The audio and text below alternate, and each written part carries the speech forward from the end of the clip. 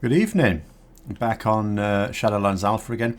I've created a different Ret Paladin this time. I've created the level 57 to try, you know, the new zone. So when I was last time was on Bastion, where you'd start at level 50. Reverend Dreth at the moment, the spooky zone. So we're going to have a little go on this one. I'll also have a few extra little abilities. In fact, I should have Sense Undead somewhere. Where's that? What's going on here?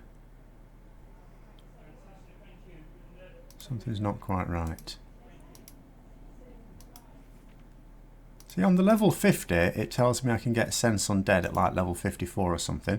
And then when I am level 54, it doesn't seem to be there. Oops. Is it somewhere here? Oh, it's there, look. So I'll have Sense Undead on. Right, okay. What does this runt want? Hi, Alice. Not too bad. I did a little bit more on the other character, actually, on Bastion.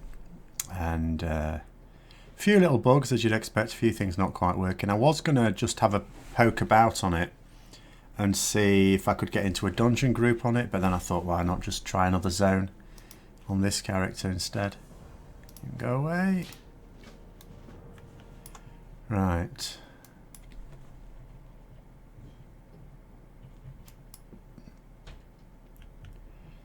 Actually, as soon as I find myself in a rest zone, I do have some tomes, but as soon as I find myself in a rest zone,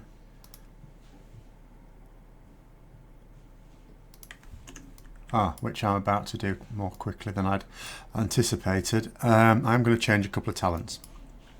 Because for some reason, it starts you off with the new character with some talents ready picked. I don't know why. I'm going to have Empyrean Power. I'll keep Selfless Healer. But I think I'll take Righteous Verdict. Do I? Yeah, why not? I don't understand Sense Undead. If we're in Shadowlands, shouldn't everything count as undead? Not everything is now. There's a difference between undead and dead. Most things are supposed to be dead. Why can I attack that? Are those the training dummies? No. Anyway, what am I actually supposed to be doing?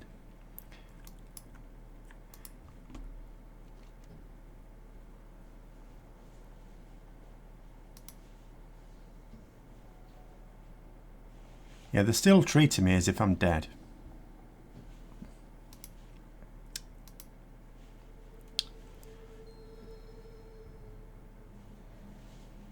Yeah, or now he's treating me as if I'm not dead. Fine. I much prefer this sort of style of zone, though. I'm going to enjoy at least, because it was a very fluffy zone, Bastion.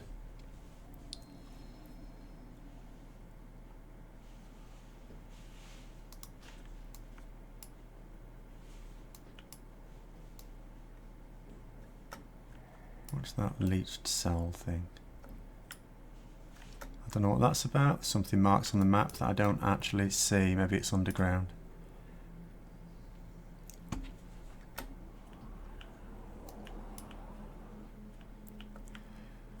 AoE cap, totally unwanted idea.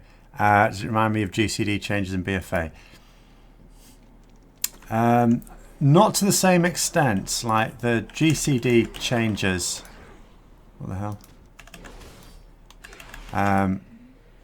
Okay, I don't know what that was about. Have I not got auto loot? Why isn't that automatic? Rubbish.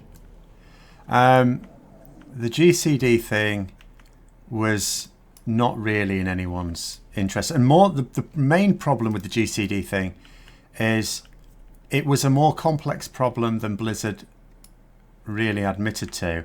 And as a result, it took an awful lot of development time from other things. I've just realised what's wrong with this picture. I need those down there. Now, something like this you could also argue would require an awful lot of consideration to make sure that you don't disadvantage certain people and advantage others. But if you don't have a cap, then that can also advantage certain others. I mean, I would. It's not something I'm particularly in favour of, but it's not. I don't think it's on the same level as the GCD changes. Apart from anything else, it's been announced before the alpha went public. Reverend Dreth armour sets for plate match the Blood Elves much more, since they're all traitors. But going to lines for Shadowlands, so it won't matter. It won't matter anyway because I haven't really used a set. I mean, it's still vaguely annoying I can't use the sets I would actually want, but this is alright. This is a nice shiny set. Oh, I've just realised the cloak's wrong. I need to change the cloak on that. Bugger. That is the cloak for that set, but it's not a good one. What the hell? Work in progress. Okay, fine.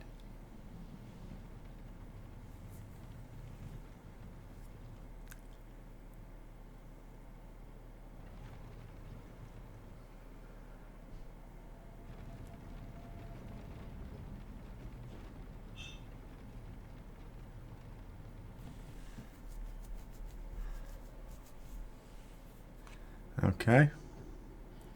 I think we're missing out on an awful lot of things here. Morning, Stormsend, or evening in my case.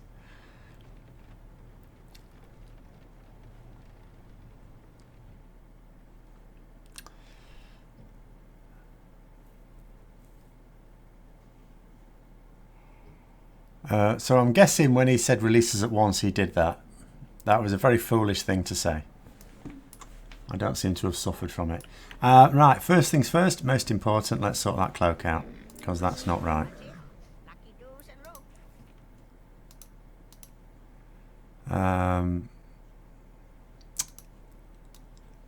No, that's bad.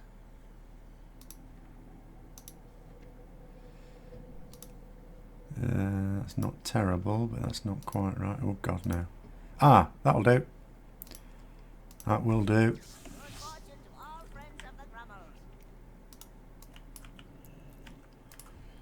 Right, now that I've spent half my gold on transmogging myself, let's see.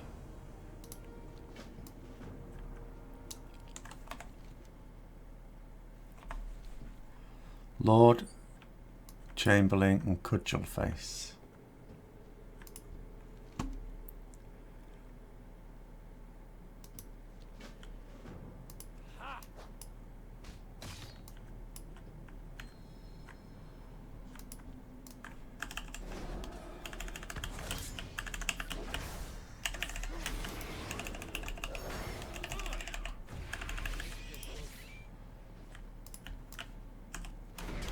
This is where taking Righteous Verdict may not have worked out as well as I would necessarily think.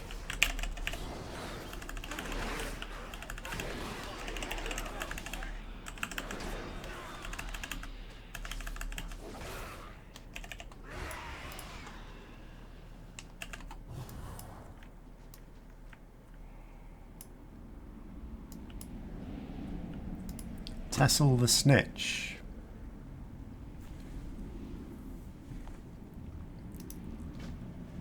Getting an awful lot of quests here, unlike in Bastion where it was just like one at a time for a while. One thing I don't know, because I'm not really paying much attention, I'm going to have to start again, is because I find it curious that it's almost like with these zones that they expect you to do it in a certain order. Now, I would have thought that's probably not likely to be the case.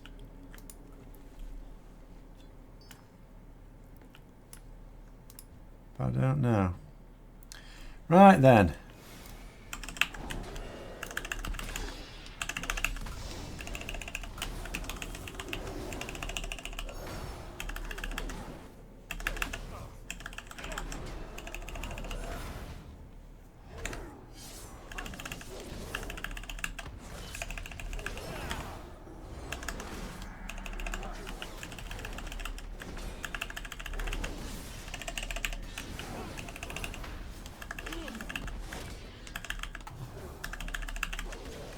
using this stun.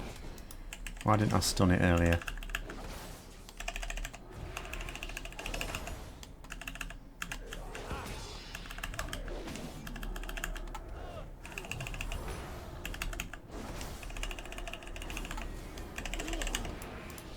Okay, that was a close one. Just testing out my squishiness or otherwise. Oh, it's done it again. Absolute pain in the ass. And now it's buggered about with the lighting settings. You're going to forgive the AoE cap if Blizzard's going to make Winged Kyrian as a playable race. God. Why don't they just leave out playable the old allied races for now until they can decide what they want to do with them? How about that?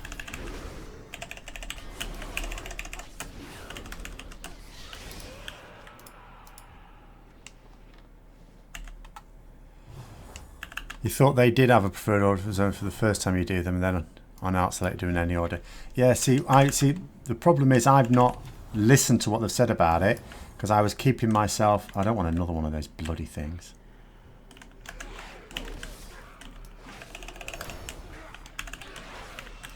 Because it nearly killed me last time, and I had all my cooldowns available.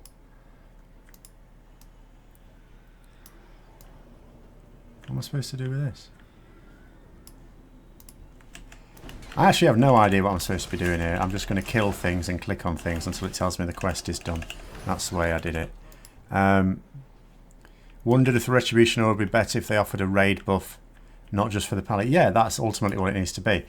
I mean, the reality is very likely to be that we just wouldn't take it because it's not useful. Now, that's not to say that there won't be a useful aura to take. You know, like I say, Devotion Aura is useful. Aura of the Seasons, which I couldn't talk about in the video because, you know, it's just, I mean, there's data mined information on it, but we haven't got it to test because it's a Covenant ability, as I understand it. What am I supposed to do with this bloody thing? But, oh, let's get another one.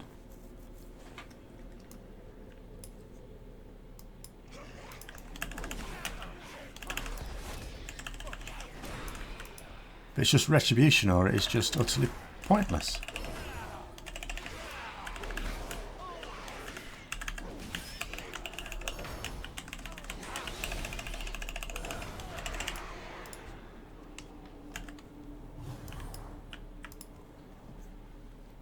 I know some have said, well, you know, the Holy Paladin, the Prop Paladin can benefit from it, but I don't think they would benefit it from it that much.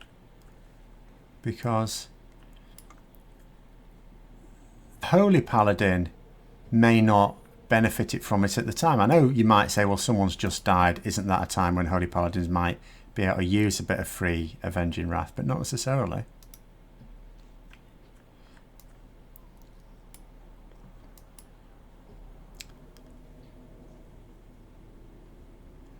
Why isn't this doing anything?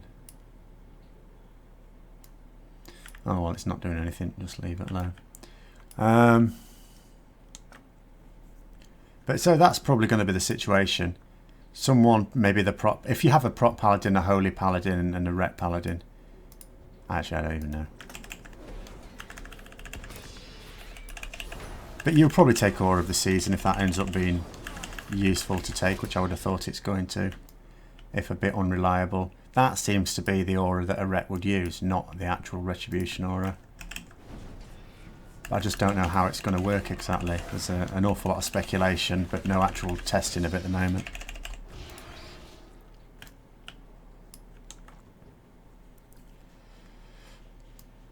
But yeah, going back to the zones, if there is...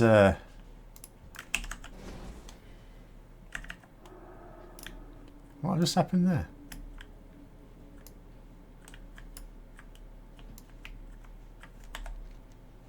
Right, this is just weird. These quests are weird.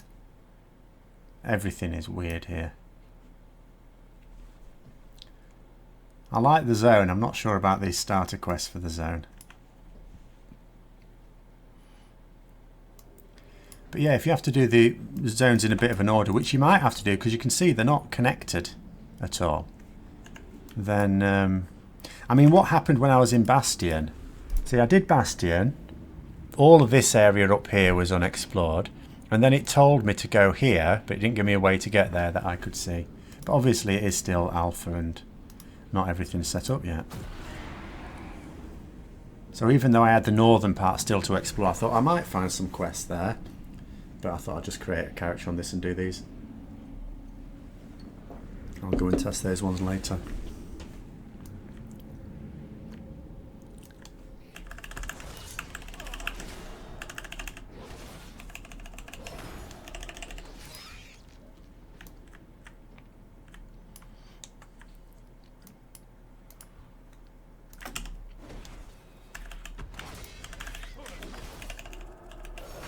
But the purpose of an aura is to provide some benefit to those around you. And it doesn't do that. So it's not actually an aura. It's just something that gives the retribution passive to other paladins in the raid or party.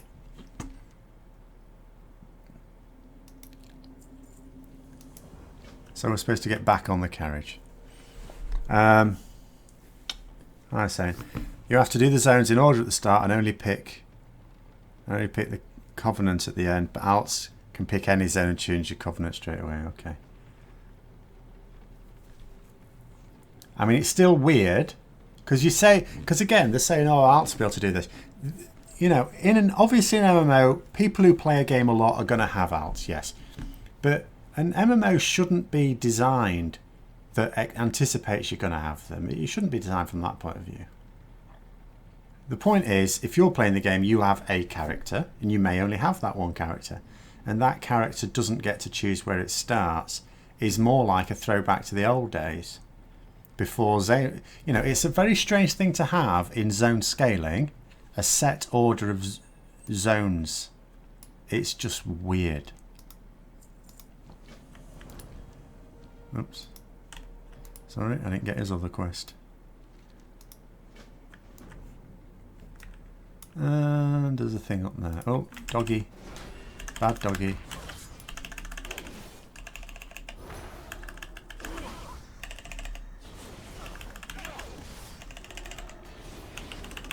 This is hang on a minute. Hold on a minute. What am I missing? Right. Okay. Hold on. There isn't any zone scaling here. Have I only just realised that?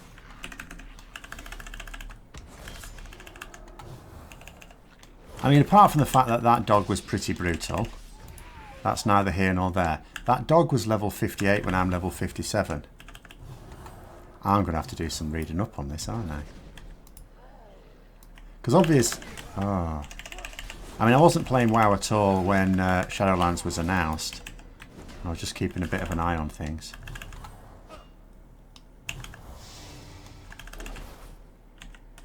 Oops.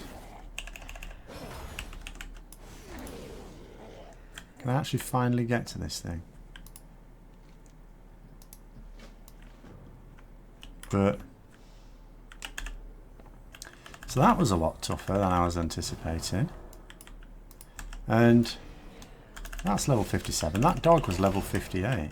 I wonder if that's just a bug.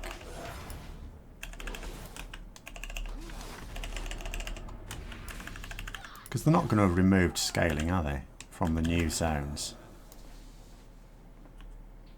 Right, I'm struggling with the old health here.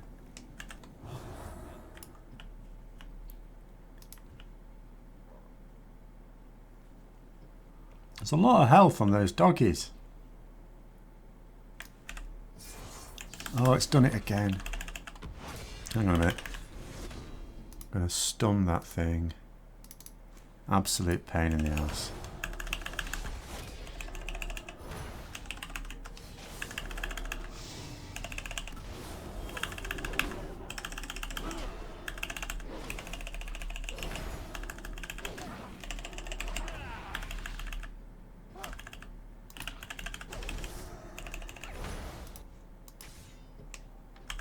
Yes, I may have to get good. Because this is painful. That dog had like 50% more health than me. And he's 58. I think something's a bit wrong with us.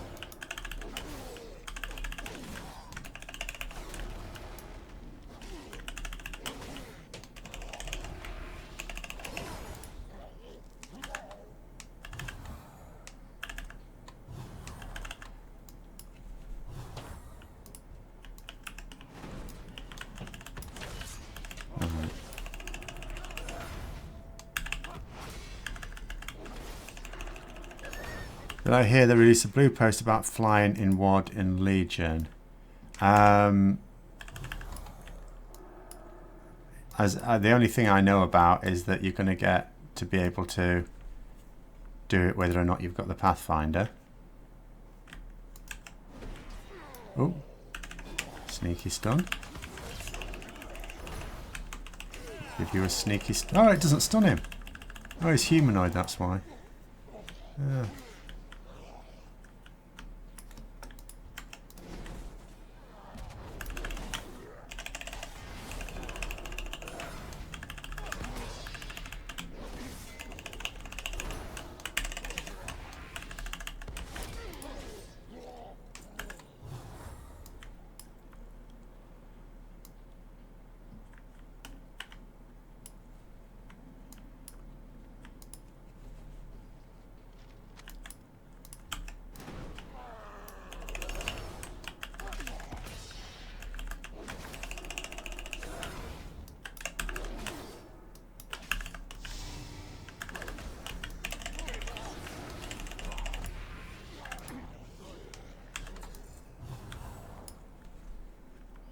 Yeah, removing the requirements. I'd heard about that, yeah.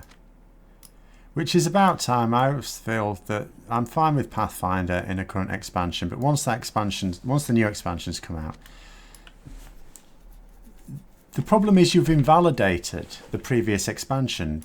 You know, not all MMOs work like that, but World of Warcraft does. So you can't expect people to do rep grinds in an old expansion, because when you're doing those rep grinds in the current expansion, there's other things you're getting out of doing that rep grind. But you'll be getting nothing out of it when it's a previous expansion. Oh my god, this is actually taking the piss now.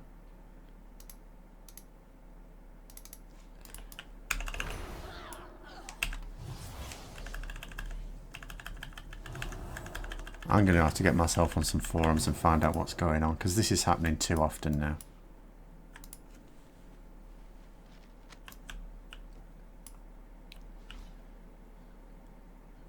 And it's a shame, because it's quite XSplit is quite good for what I need it for, but just lately, just before I came back to streaming this, it's just done something really, really bizarre. What was that about? Hold on.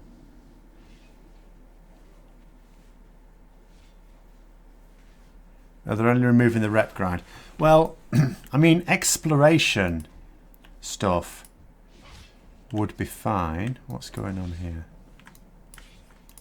Because you can easily do that.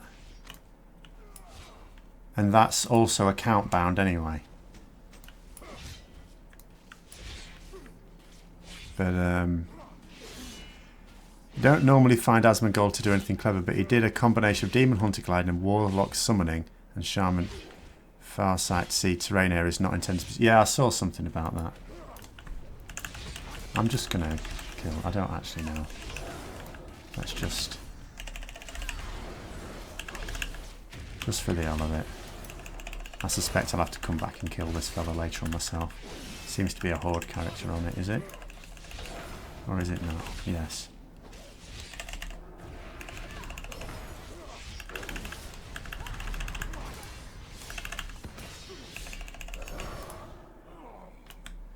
Alright, that was fun.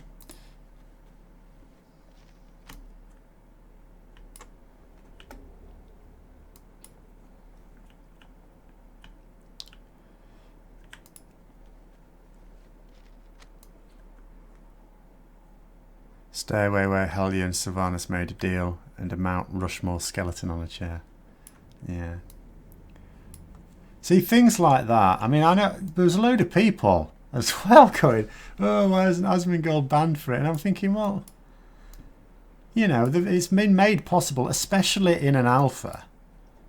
Things like that, you know, generate, if anything, a bit of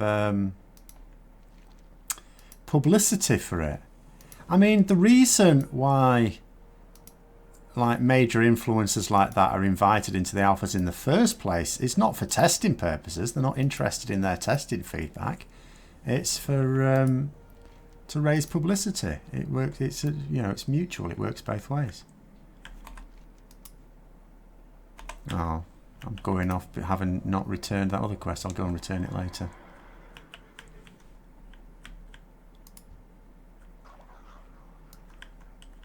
Hey up, what's going on here?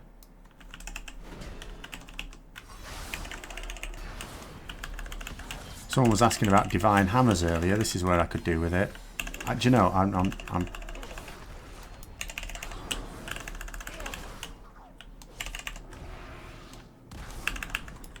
The hell was all that lot?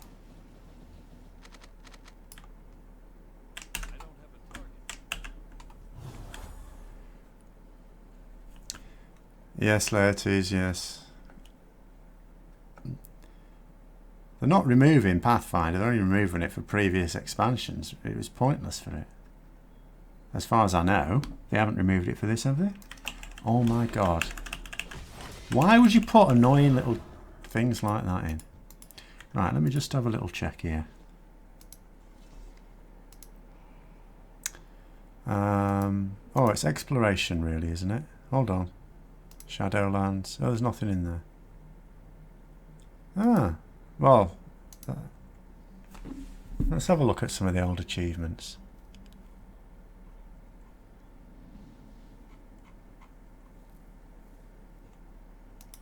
I mean, there's nothing in exploration at the moment. Oh yeah, I've also heard that they're removing rep grind for allied races. In fact, they are, I'm sure of that.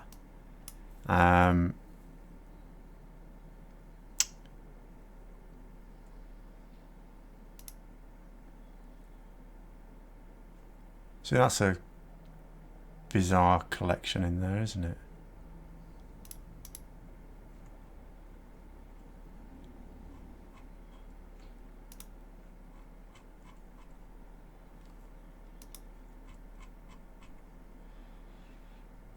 Anyway, expansion features. Oh, weird.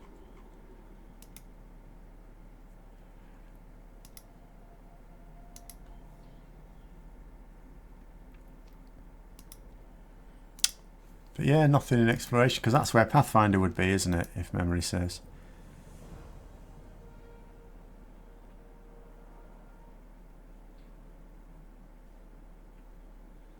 Technically in TBC, the work it took to farm the gold for the flying, particularly the fast flying, kind of close to Pathfinder grind. It very much was. It took a while. But that was for the fast one. Anyone would realistically get the basic form of flying quite early on. There was no reason not to get that at level... What level could you get it at? Because it became level 68, but I'm pretty sure it was level 70 at the time, but I can't remember exactly. Right, clicking on gargoyles, fine, got it. You say the TBC gold was easy, it wasn't a grind. It was still a grind whether you think it was easy or not, but some people are better at farming gold than others. You know, if the way you were farming the gold was by farming materials and selling them on the auction house, as opposed to actually making money by flipping on the auction house, then actually it wasn't... Well, it was easy, but it was not quick. Let's get this flight point here. I'm actually, now that I've said I like the look of this zone, I'm not actually enjoying the quests. I don't know whether I'm missing bits out with the things that are not quite ready, but I'm not loving these quests.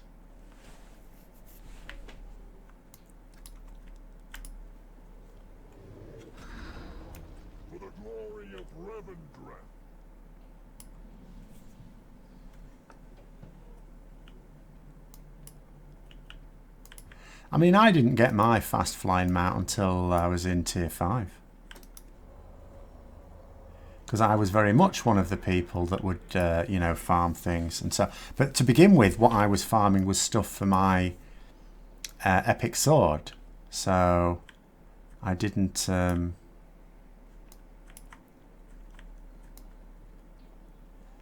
know, I wasn't able to start building up any gold for a little while. But yeah, I remember the first flight I took with my epic flying mount, like the fast one, rather, was going to the Eye to do some Kel'Thas progress.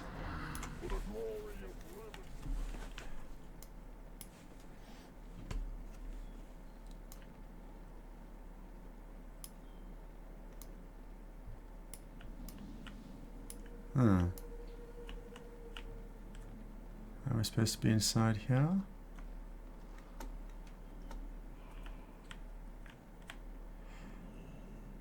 We went through this different with layouts. In an older expansion, there is no benefit in doing rep grinds. It takes longer than it takes you to level. It's not actually even possible to get the flying before you'd already be at level cap and into or that level cap for that expansion into the next expansion. There's no justification for it.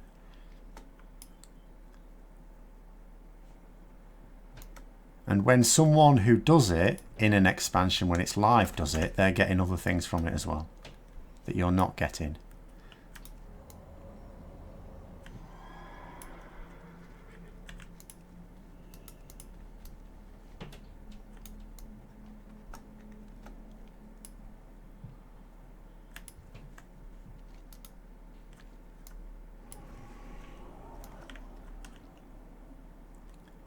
What's all that about? You don't need flying, but you don't need not flying. It's a lot quicker with flying. It's not reasonable to ask someone who wants flying, because you do need flying for some things. It's not reasonable to ask someone to get that flying by doing a load of rep grinds for which they get nothing. Rep grinds are boring enough in a normal expansion when you get a few things along the way. And more specifically, it does you no harm for them to get flying without having to do the rep grind, which is utterly pointless. Oh, you haven't got anything for me. What am I doing over here then? Oh, is that a thing? Droplets of... No, that's not what I'm after here. What am I supposed to... Ah. Globnob clue.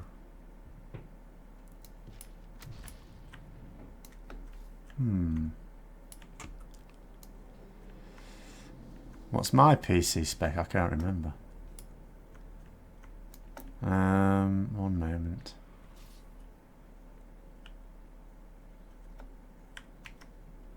I'm not going to be able to jump up there, am I? No. Oh well, I don't suppose I need that. How would I find that out quickly on Windows 10?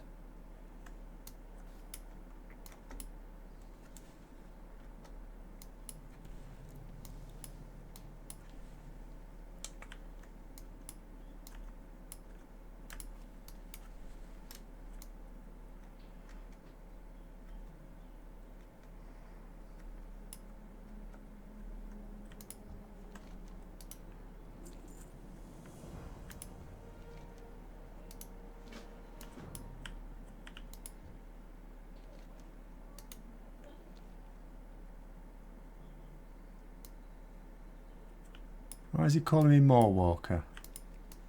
Do I look like I walk in mouths?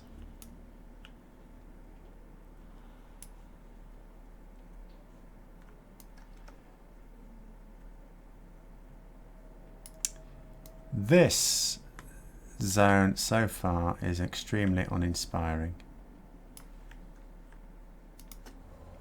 I hope it improves. It should improve. It's a bloody vampire zone.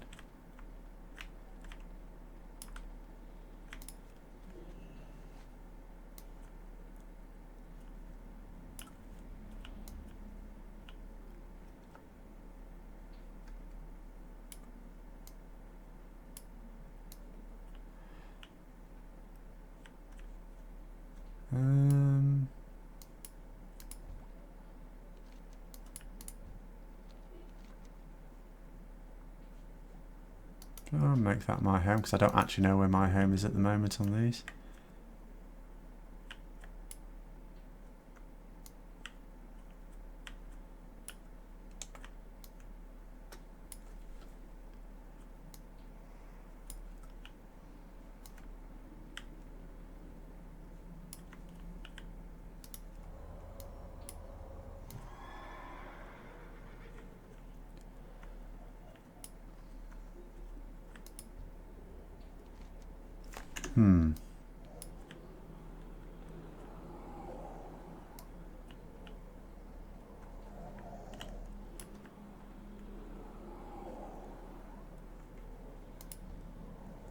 Oh, hello.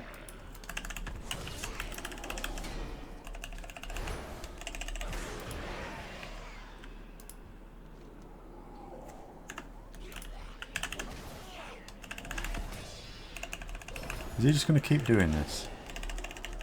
Or is there a point at which it ends?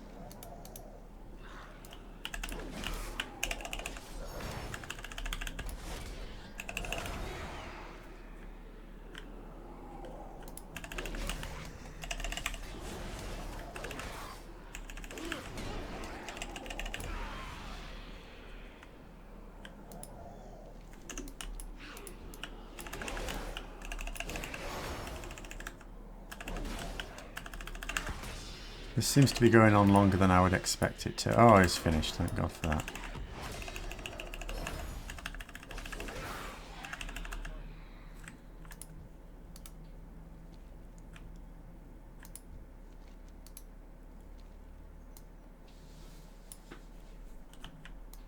Right. They're not being very helpful.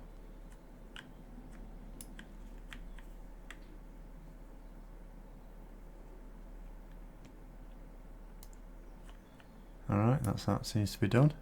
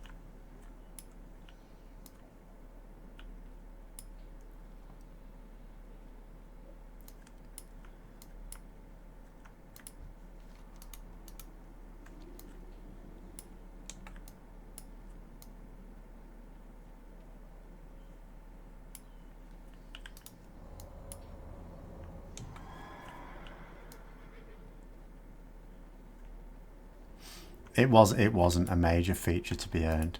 It was a rep grind.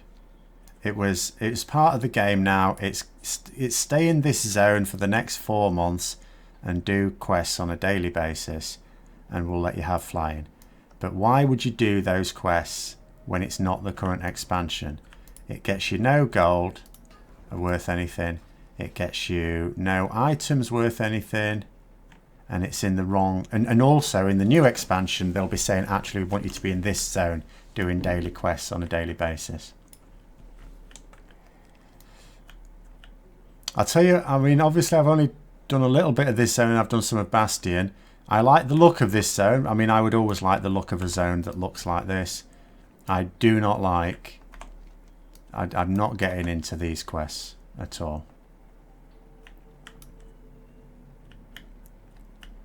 The Bastion one was more engaging. I'm hesitant to... Do you know what? I didn't even turn that quest in. Right, I'm actually... I'm going to take a break from these little quests and go and turn that one in, which I missed at the start, and go and come back.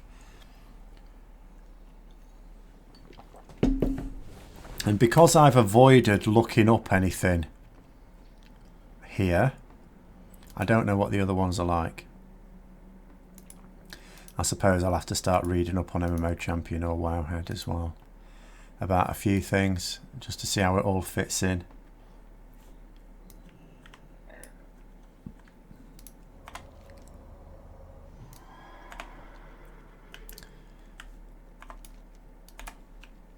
Hold on. Can I get through there easily enough? Yes, I can. Well, it's just a gothic-y vampire zone, isn't it? Oh, what now? Are you kidding me? So I've got to return it down there. Alright then.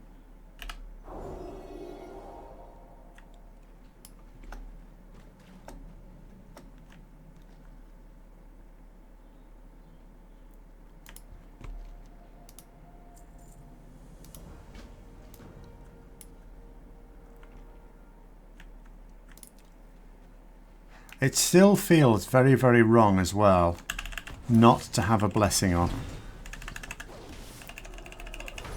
I mean, I know Blessing of Kings and Wisdom wouldn't do me that much good at the moment anyway. Just when you're solo questing, but it's still... I keep looking at my buffs bar and thinking it's not right. It's not quite right. Actually, with all this beating I keep taking in here, maybe I should have my devotion aura on. I think what I'd have to do as well for like group situations is to have do a macro to swap between, say, devotion aura and retribution aura.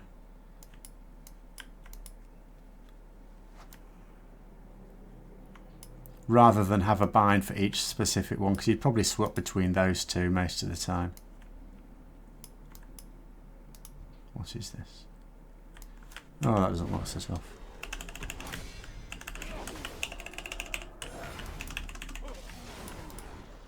It just looked bigger than it was.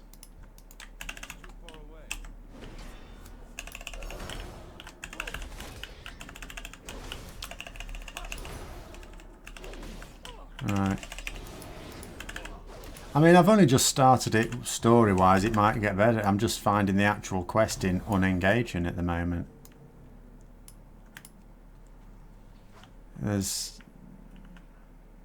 It just seems, I don't know, just a little bit silly without any real gravitas. Whereas Bastion, I didn't like the fluffiness of the zone. But the actual quest, when you're reading the quests, I was more inclined to do that. I'm becoming increasingly disinclined to be reading too much of what I'm having to do here.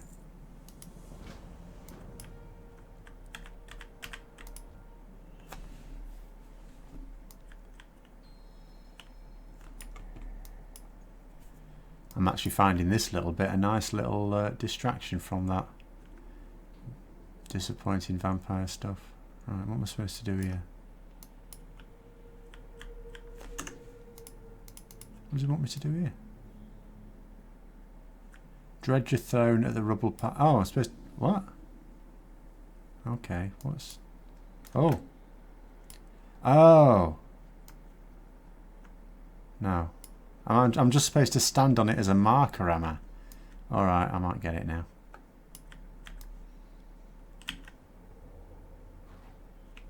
Oh, for God's sake.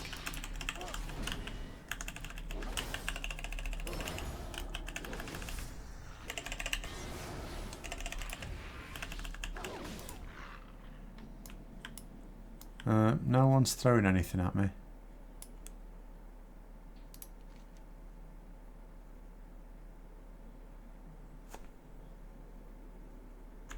Oh, I've got to do another one then. So maybe I missed that one. It's chucking it. Why are they chucking it over there?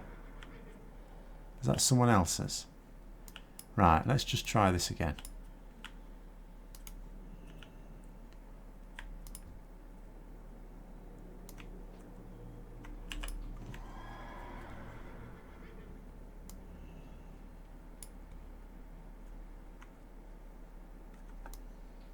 Right, so if I stand here... No, what the hell?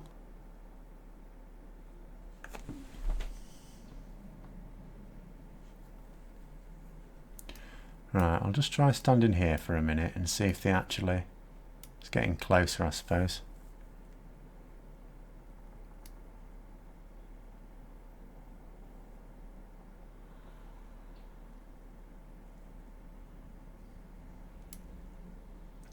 Still don't understand the law of Shadowland zones, of why are people still concerned with earning a living is eating and busy work. See, I'm not sure myself. I mean, like I say, there'll be a lot more added to it if we were... see, that's not even right near here, is it? What am I supposed to do? Am I missing something here?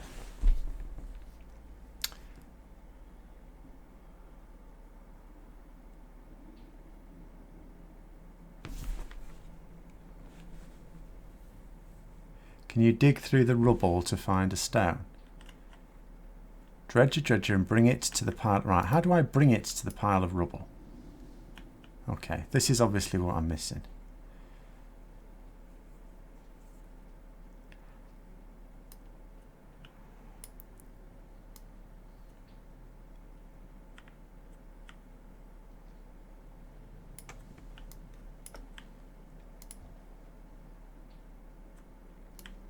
Or is it just not working?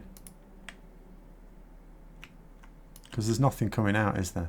Is this quest just... I think this quest is just not working. Maybe.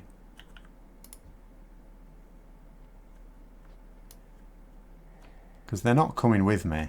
And they're not moving anywhere. It's not like I can pump them out of here. Because if you do it behind... Right, I'm going to give this up as a bad job. Right, where's that hearthstone gone?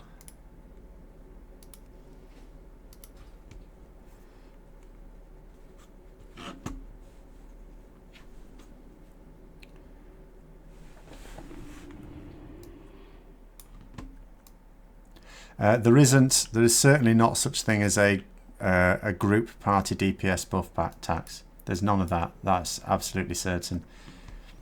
They tune everyone's damage. Initially, when the expansion comes out, they just do it based on...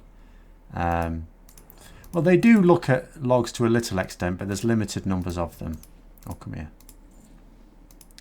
But ultimately, they'll do it based on sims.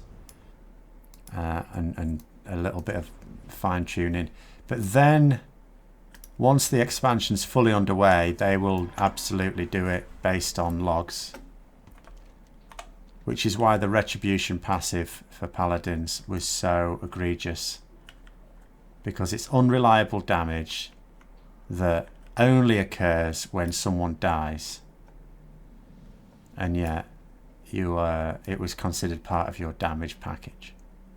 Which they said to begin with it wouldn't, but that is just the way they balance.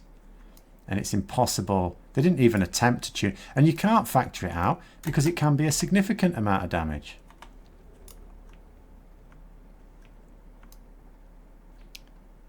What is going on here? Oh, someone up there. But the idea that they just knock off something because you bring something to the group is not in the way they tune it.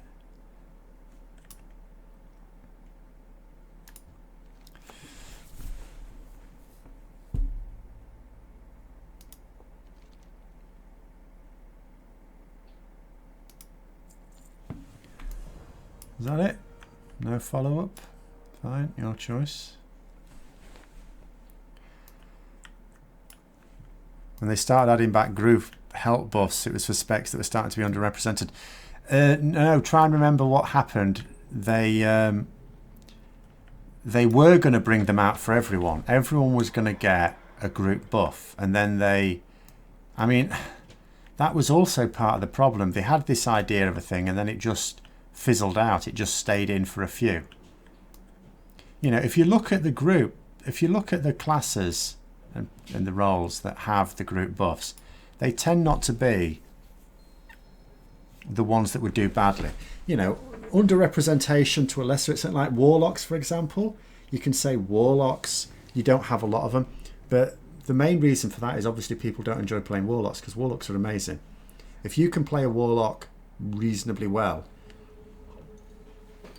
you can get into some very competitive guilds, because they're always strong.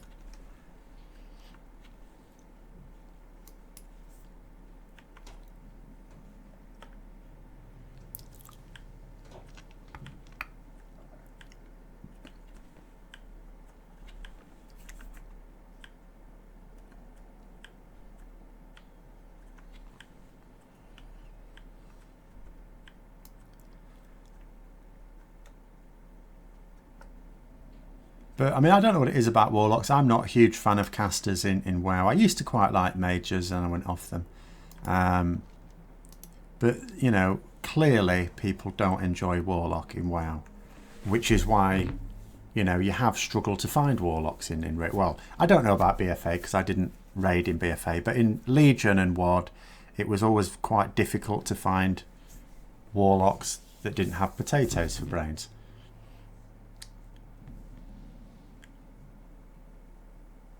You know, I would say in the last few guilds I raided with, and there were some good ones, I'm not saying this about all of them, but generally speaking, your Warlocks and your Rogues tended to be the most empty-headed of your fellow raiders, because you were just crying out for them.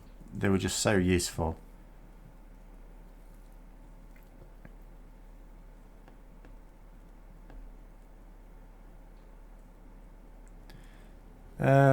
I mean, I did have the music on for a little bit, but I sort of took it off after a while because it overshadows other things, but at the same time we haven't got any actual speech here. But you generally don't in the early part of an alpha. They add those in later.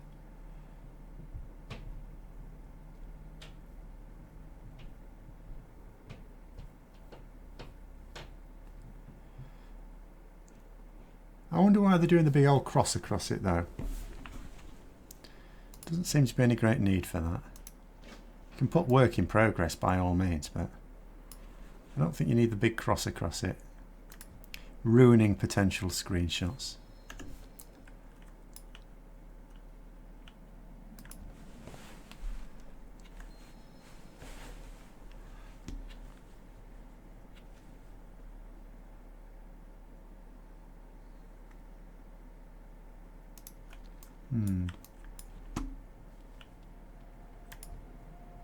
All right.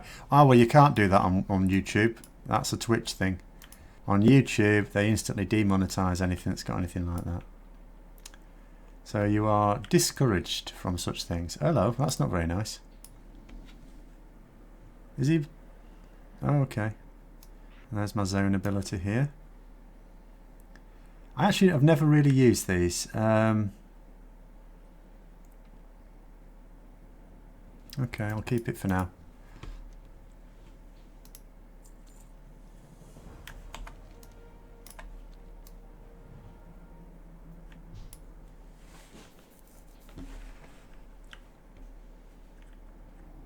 BFA seem to be good Warlocks and Rogues. They almost always are. I'd be willing to bet on it. I just couldn't be able to say myself because I've been out of the raid scene for BFA.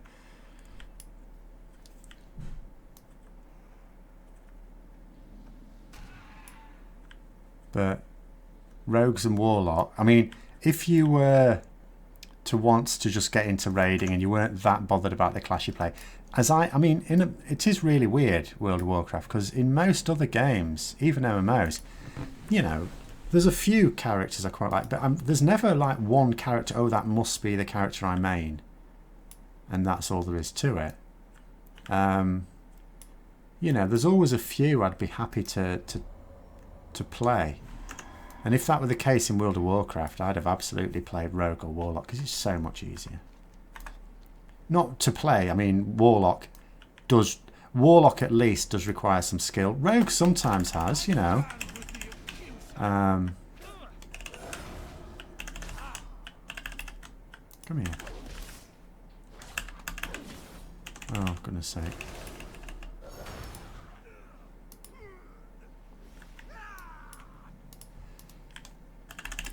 But, you know, once you can play them, it's relatively straightforward to get into a reasonable guild.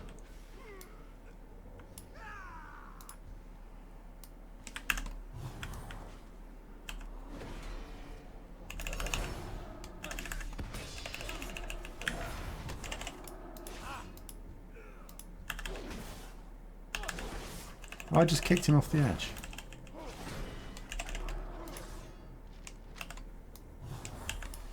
Because they are in such demand. There are other strong classes as well, but they tend not to be in as big a demand. Oh, hello, bit of a mink in there.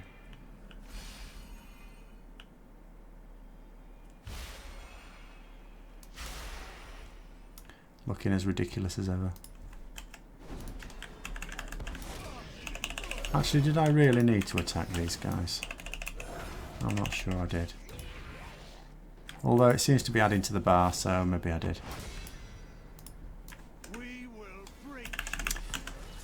I should really just be, because the way these bars are set up, I keep forgetting about my abilities. I should really just take passive abilities at the moment. To be a lot more straightforward. Let's just try this ability. What does this do? Looks suitably spectacular.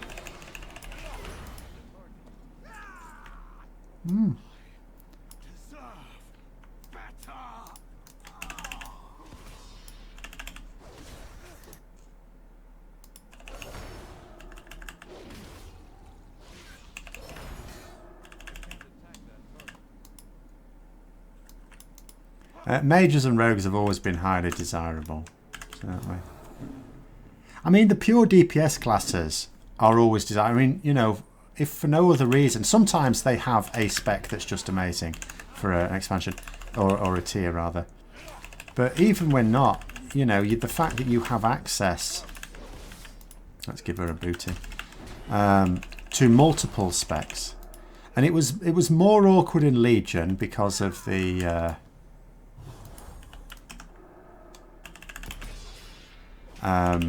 fact that you had to build, you know, power up different artifact weapons. That was a pain in the ass.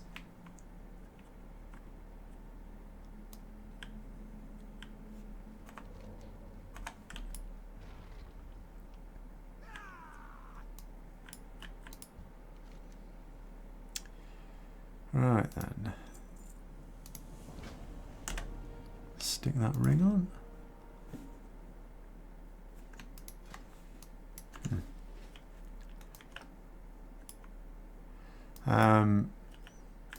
So yeah, just the fact that you could have one spec that'd be really good for one particular fight and another for another makes them very strong. And when you're like a paladin where you've got one DPS spec,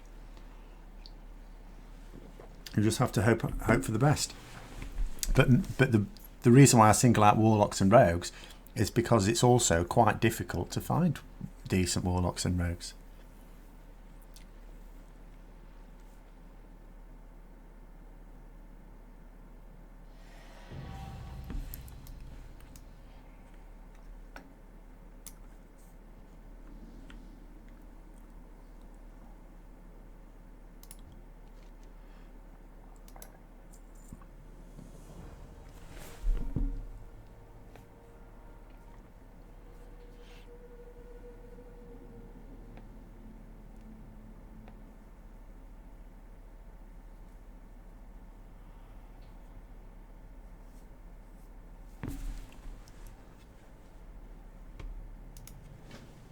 So he's insulted me and now wants me to do his jobs for him.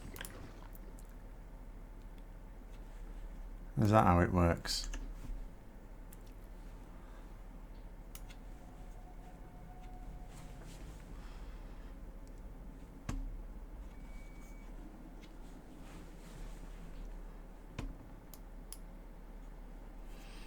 I'm okay with rogues. I just wouldn't want to main one, really. I mean, for some reason in World of Warcraft, I only really want to play, you know, paladins. As a main, I like to play the other ones every now and then as a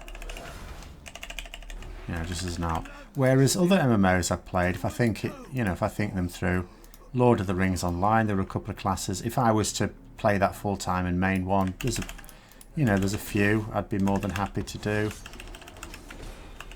Elder Scrolls Online, there's a, you know, there's a few that I'd be okay with. Star Wars: The Old Republic, there's a, you know, there's a few. It's not always. Oh, okay.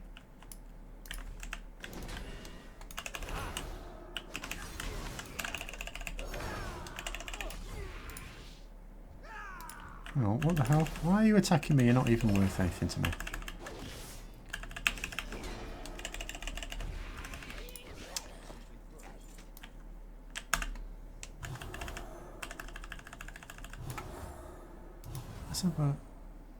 What is that keep bugging me for? Stop messing about. Right, is this now open? That is now. Is it?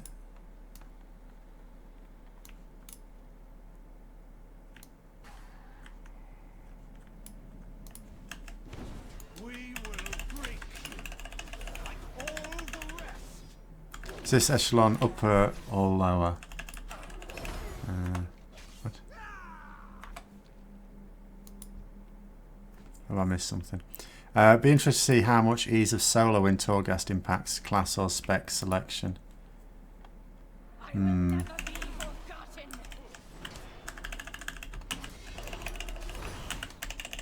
I may have to just have a little, create a character to have a little look in there at some point this week if I get time.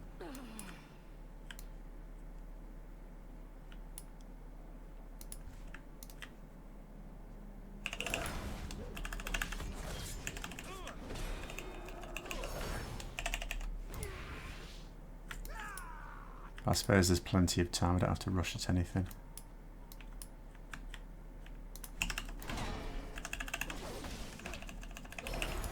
Yeah, well, I remember that and I didn't quite know what you were after. It was a pun, I see. Right, okay, that's one sin stone acquired. What is this?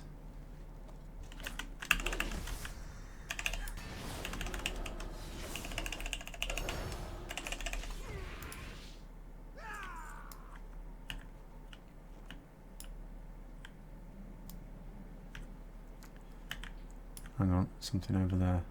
Temel recruited.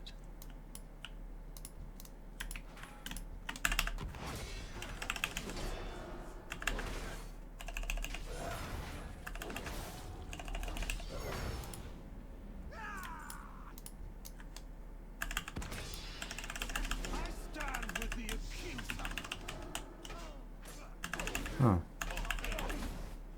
That was a bit careless. Didn't have builders ready.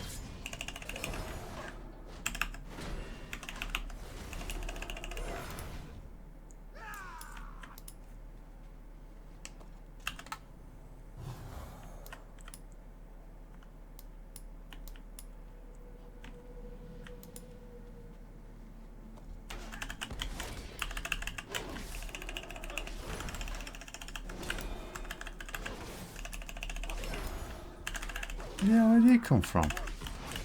Must have come from some distance away.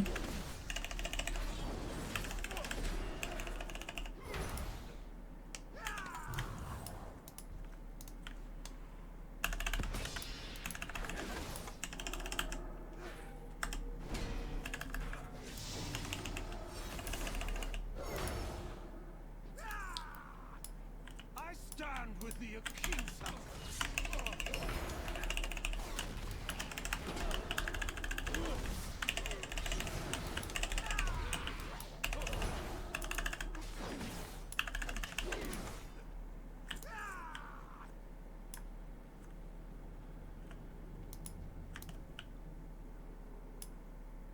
What's that about?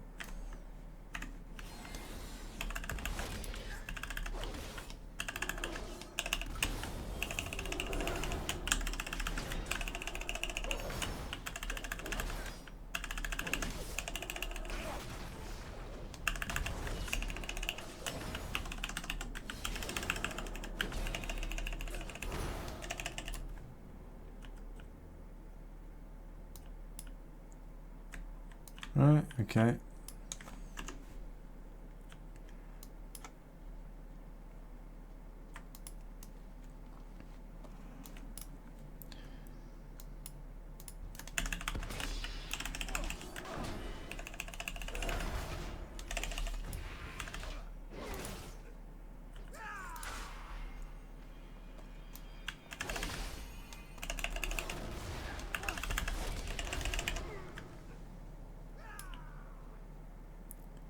See, as well at the moment, because I'm cycling between Elder Scrolls Online and this, constantly reminded when I see someone of the opposite faction how annoying it is when, you know, faction is a thing in PvE, which doesn't serve any purpose. Your arrogance stains this realm. But such is the way the stories go.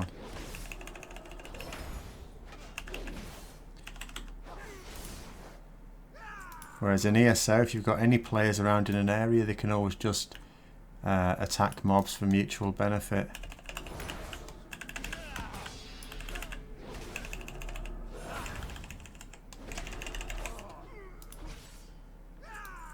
Right, what another chisel?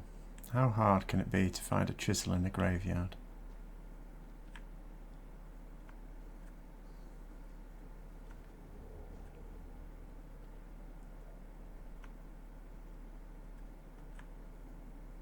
Oh, there's one.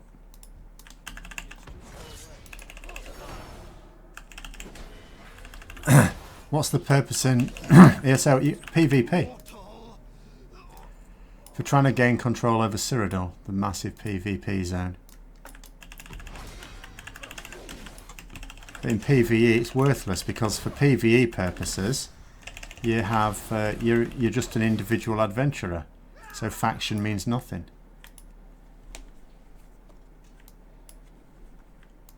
Alright, that's the hold on. There he is.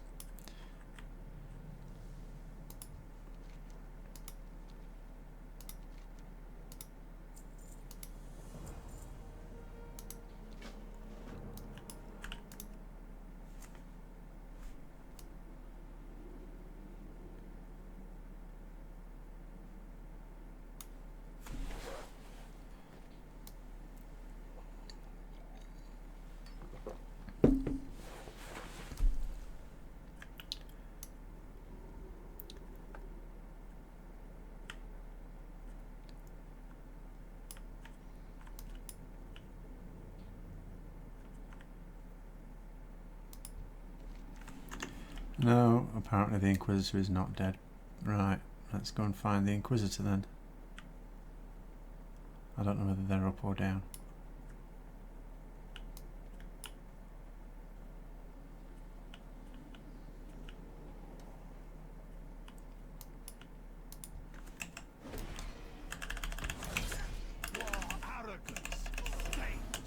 I don't understand ESO law. The law's not relevant. What matters is that it's an MMO and you've got... Oh, God.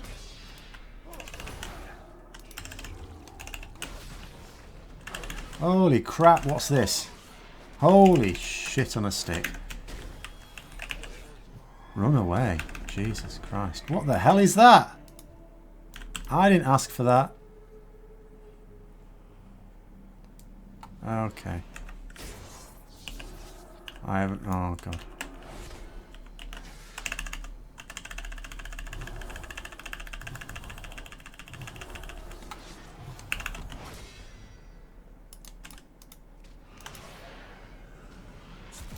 I don't know whether this is actually gonna...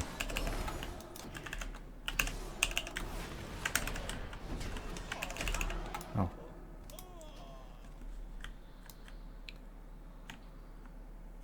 Right. Where the hell? Oh, it's done the thing again. Well, that's possibly just as well that you didn't see that. Maybe.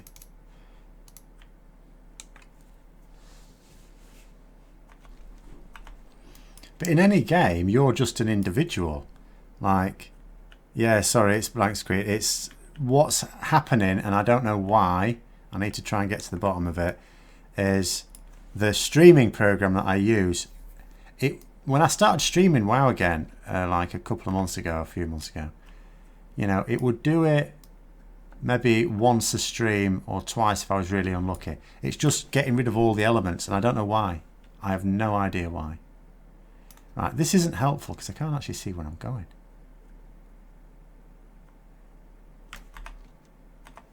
This is not helping me do the corpse run.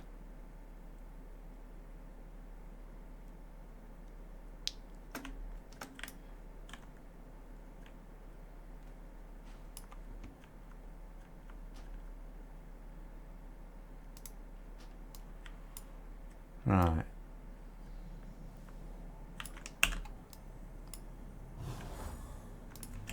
I'm going to stay away from up there for a start. I don't mind taking that thing on its own, but not with a load of other stuff as well.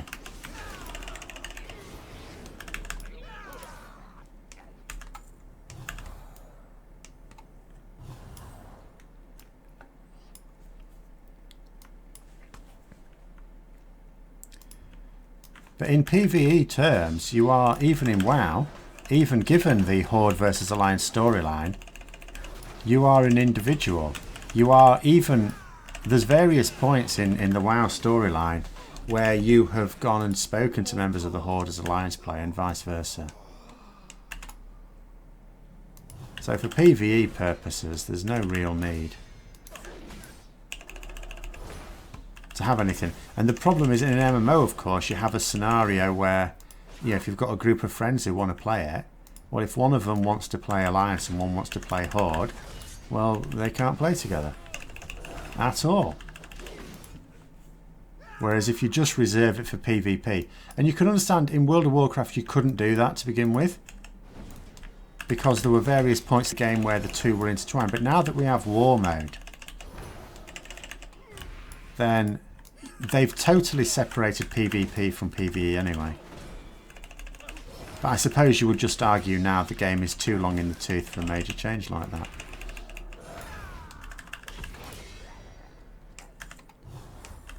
But if from the start PvP and PvE had been separated out, then we wouldn't have had the problems.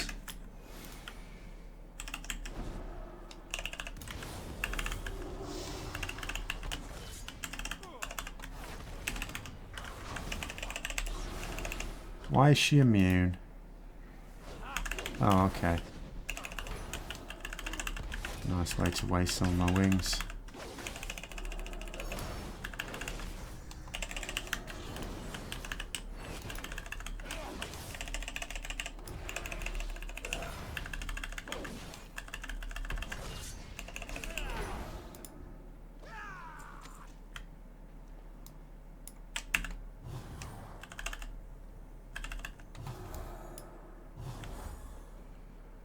Is he calling me an underling? Did he just call... He called me an underling, that Lord Chamberlain.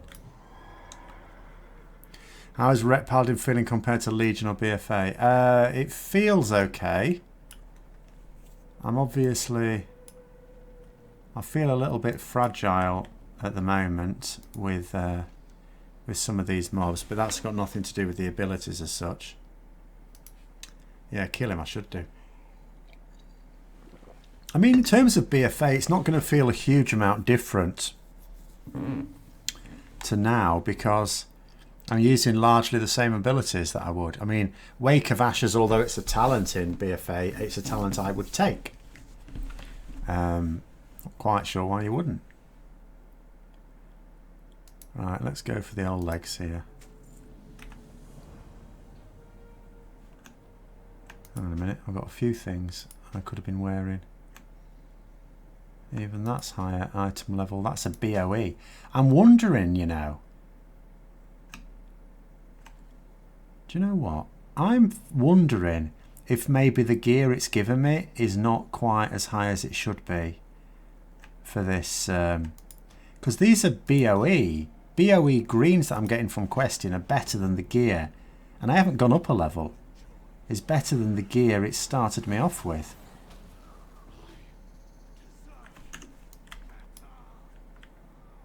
So I'm just I'm just wondering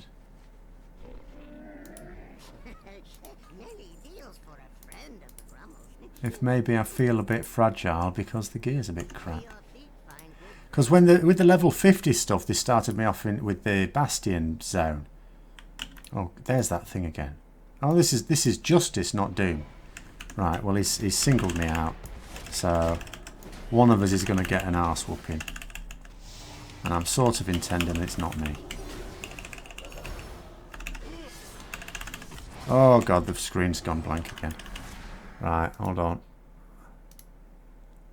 This it's powerfully pissing me off now, I have to say, this thing.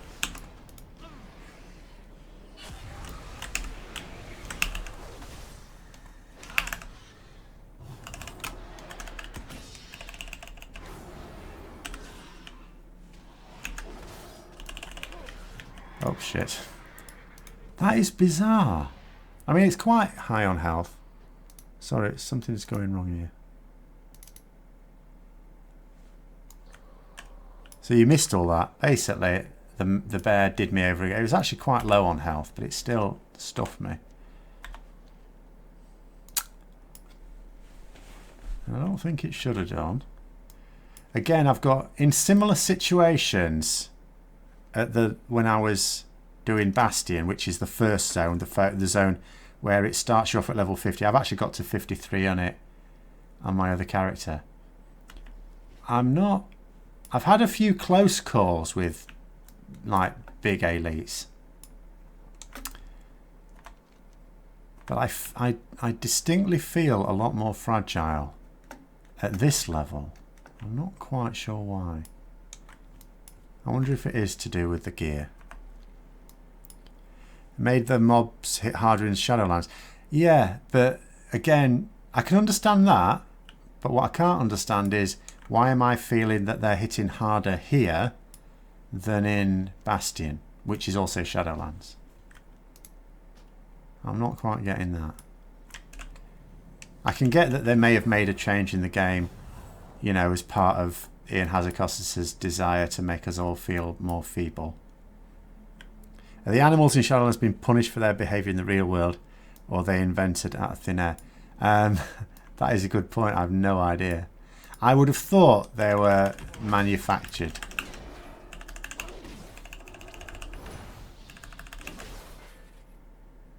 A wizard did it. Right, I'm going to have to keep an eye out.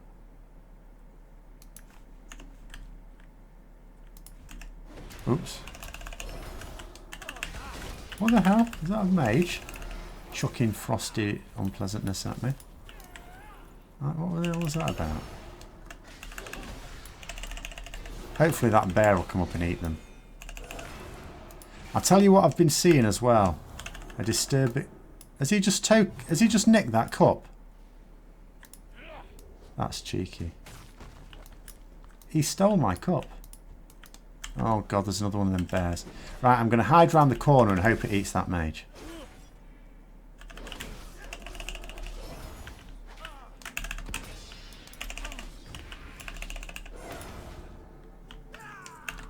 So I've decided I'm having nothing to do with that bear. Do I like the Shield of the Righteous baseline? There's no point, there's no value to me at all as a Ret Paladin in having something that needs... It's not even slotted. Something that needs a shield is of no use to me. But it is arguably useful to have it baseline because then Holy Paladins get the benefit of it. But it's not for Rets, is it?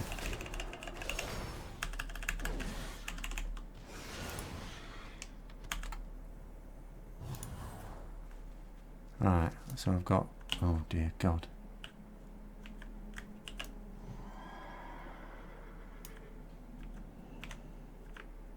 Let's hope I'm outside of his aggro range here. That is one brutal looking cat. Except it's going where I want to go now. Balls. Was it? No, it wasn't a gnome mage, it was a horde mage. And I will say this for the horde. They don't They at least do not have gnome mages. But yeah, I've seen a disturbing number of Vulpera and Mechanomes while I've been out and about questing in the alpha. Really don't know what that's about. And now it's turned to stone.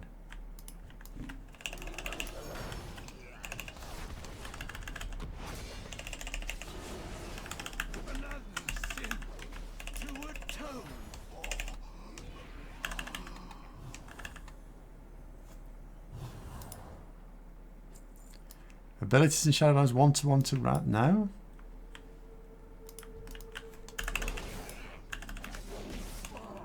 Well, it's nothing like in Wrath of the Lich King.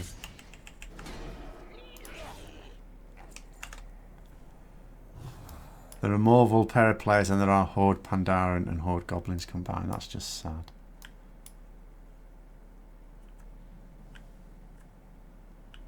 Thing is, he's going to wake up at some point, isn't he? Right, there he goes. He's waking up now.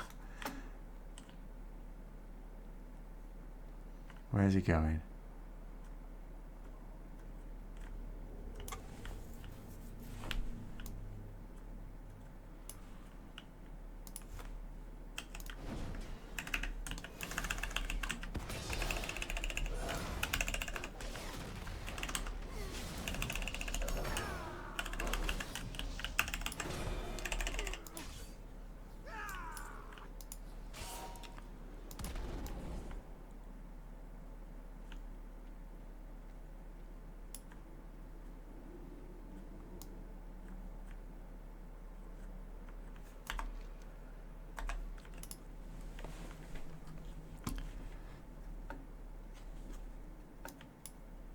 I mean, it's nice that the Horde get a pathetic race, but I don't really know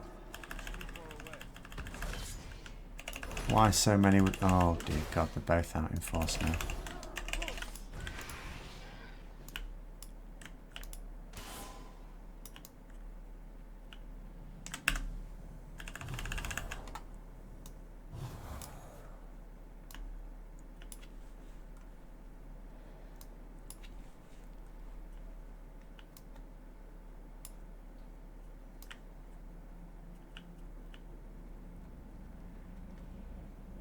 Barely see any Horde player on Zandalari. Oh. Presumably the ones you do would be Paladins. I know there was a lot of excitement about Zandalari Paladins. Anything not to be a Blood Elf.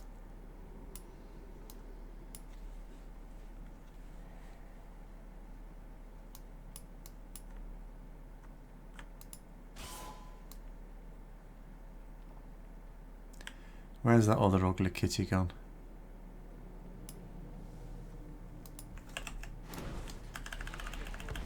Oh, it's coming back now. Bugger.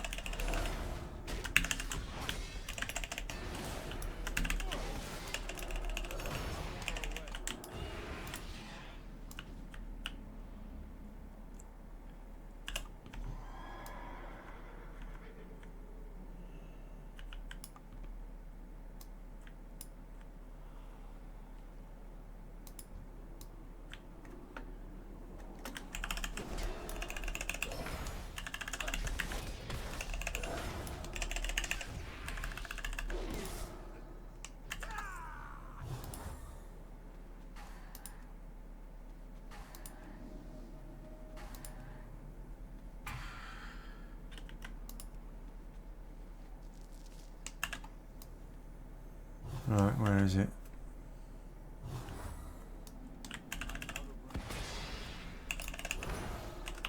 Do I think Paladins will hold their own DPS for Mythic Plus? I see no reason why not.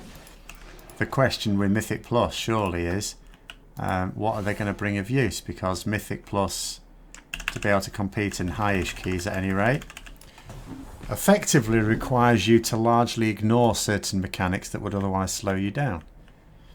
And do Paladins bring anything for that? That's the trick. And I can't answer that because that needs a comparison with other... Well, first of all, you have to sort of know what those dungeons are going to be like, but also, ultimately, what do other classes bring? I suspect not. I suspect that they will not be part of an ideal 5-man. because it's very likely that there'll be three other classes at least that bring something extra.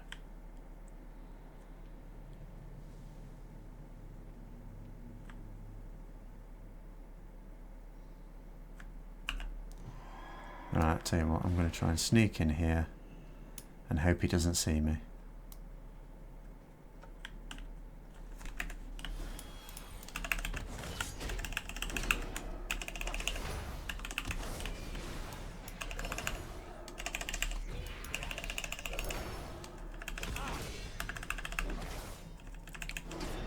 Blizzard never made Ret Paladins useful. Yeah, I mean, there is a reason. You know, they've in the past they've been quite open about the reason. Ultimately, it's because Retribution Paladins are really popular, and the feeling is that they don't want to. So if you imagine at the moment, there's a load of people play Ret Paladin because they really like Ret Paladins. Just, you know, from a style point of view, lore point of view, whatever. So if you then also made them strong, I don't mean competitive, because that's, you know, you could argue and say that they have been competitive at various times. But if you actually made them strong, where they were actively desirable, not just you can hold your own if you're good enough, then you'd also have people playing them that weren't that bothered about playing them. They're playing them because they're strong. So then you'd have a massive over-representation, is the argument.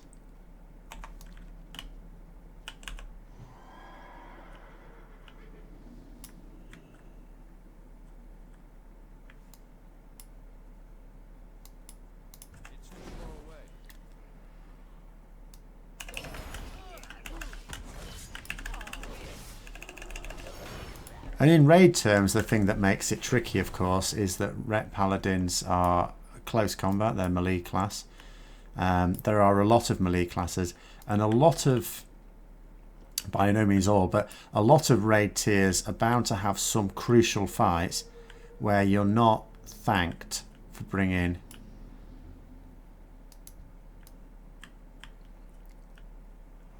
a load of melee DPS.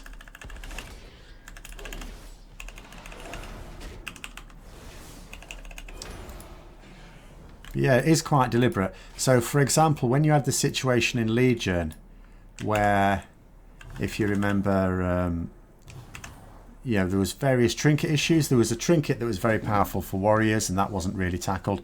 There was a trinket that was very powerful for Rets, Convergence of Fate, and that was massively nerfed for Rets.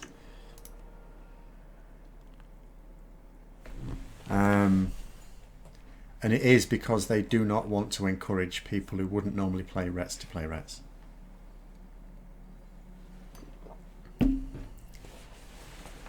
I'm not saying Rets are going to be unwanted in Shadowlands. We don't know that. What I am saying is that Blizzard will not let them become strong to the point where it would encourage people to play them that wouldn't ordinarily play them. I mean, you've got to bear in mind there are people who play Rets in top 100 guilds. And you're not going to have a raid spot in a top 100 guild unless you are pulling your weight, not just as a player, but the combination of you as a player and the class you're playing. But it wouldn't surprise me if, you know, the usual situation whereby you would have to work harder as a Ret player. Not that all of this, because you've got to bear in mind there are some other clash roll combinations that get buggered as well, like enhancement shamans and sometimes shadow priests. I would say to a lesser extent shadow priests, because they are at least ranged. This is not helping.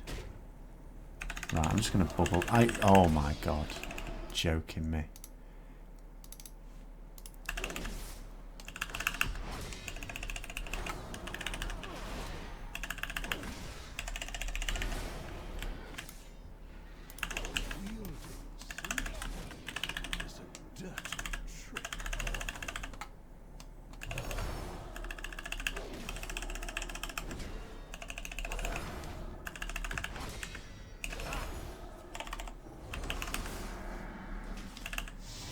Alright, why am I not using Avenging Wrath? Why am I not using this as well? This is probably decent.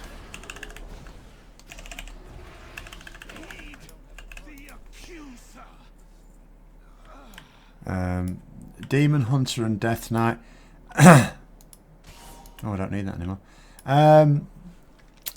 Yeah, I suppose, I don't know about Demon Hunter, maybe.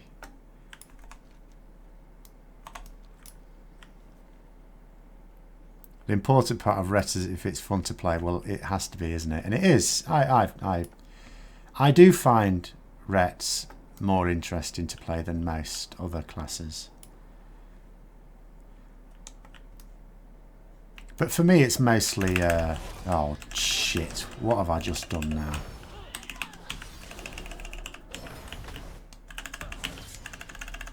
Right, I'll tell you what. I am really feeling very, very feeble. And this is taking the piss. Right, I am actually going to die. Well, I'll just load this back on. I'm not... Alright, I'm actually going to die. I'll die here, though.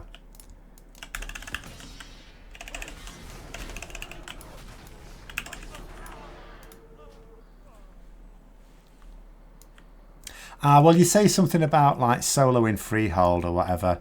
I wouldn't say that was the test of whether a class or spec is broken as such.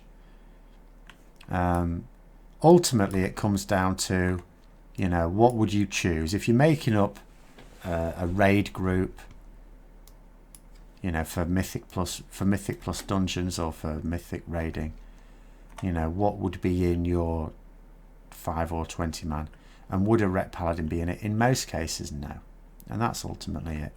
You know, the ability to solo Freehold is not something that is particularly useful to either a Mythic plus dungeon group or a Mythic raiding group. You know, after all, in Wrath of the Lich King, there was a mage who soloed parts of Naxxramas whilst it was the current tier. Raid. But that was just a peculiarity of a combination of a couple of talents that allowed them to do some... Right. This... I don't actually... Get off. Don't know my way around. I suspect it's not up there, is it? No idea where I'm going now to get my body back.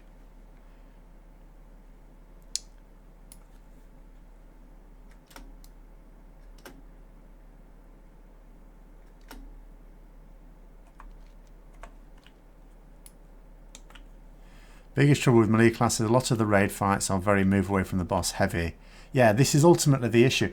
So, what happened... Oh, God. Right, I'm just going to go down here and see what happens. No idea where I'm going. So what basically happens is, in a raid, the most efficient way to keep everyone alive is to have everyone grouped up. So what you do is you get encounter designers to... Obviously what they've got to do is design the encounters in such a way that dissuades some of that sort of behaviour to make the fight more challenging. So what you do is you put mechanics in place which punish you if you're grouped up. The downside to that is that melee DPS have to be grouped up. So if you have a mechanic in place to stop people grouping up, you've got to do one of two things. Either you've got to give melee DPS a pass on it and make them immune to it.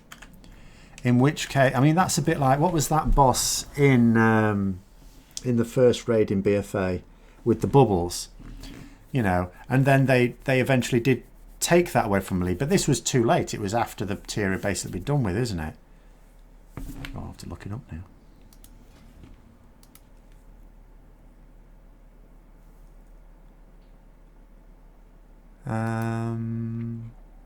Mithrax, wasn't it? And then I think they took it back, but you know, it was far too late by then. But then the problem with then taking it away from melee is you then just made it much more difficult for ranged DPS, because then they were getting, because they didn't also nerf the ability like in the number of them going out, so you then just screwed over your ranged DPS for that fight.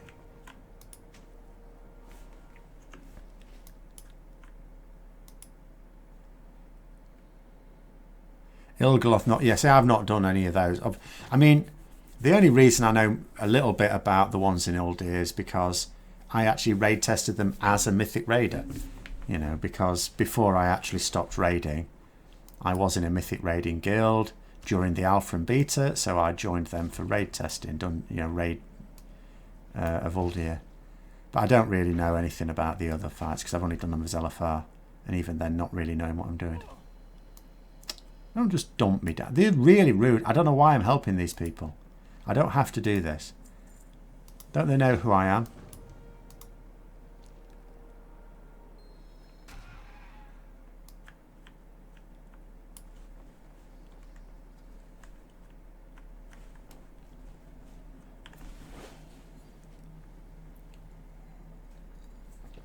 And if most of this tier's fight's been movement heavy, then that's also not helpful.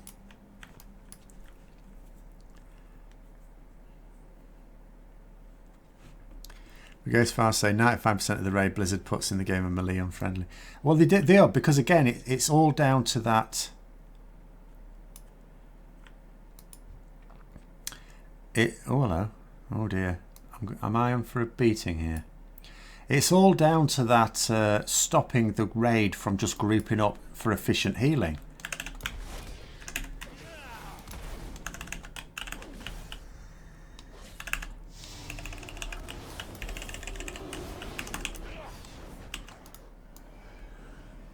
Right, she's not dying. There's obviously some little wrinkle to this fight. There is. Oh, I've just popped my wings, and now look, I can't actually attack her. What's going on? That is outrageous. That is rude.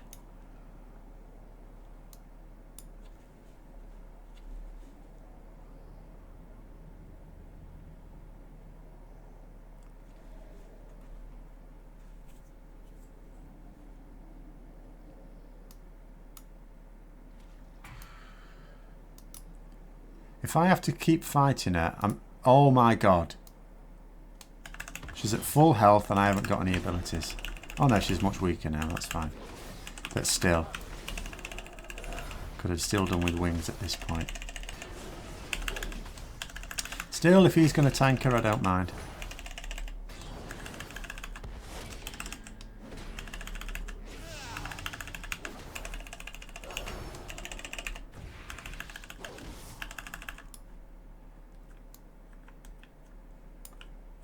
Is he going to stay up there then? Has that him done?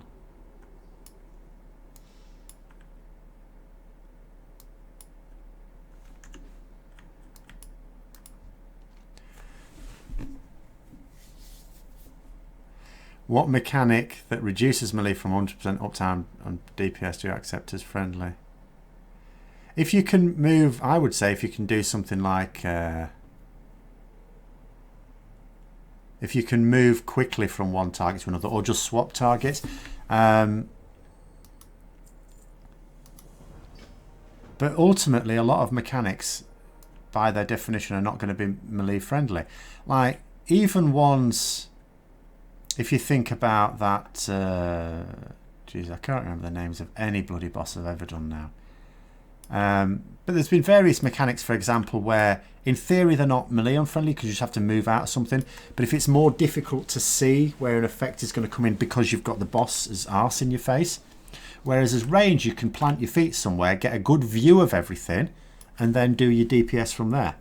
Melee don't get that choice. You have to be under the boss's testicles.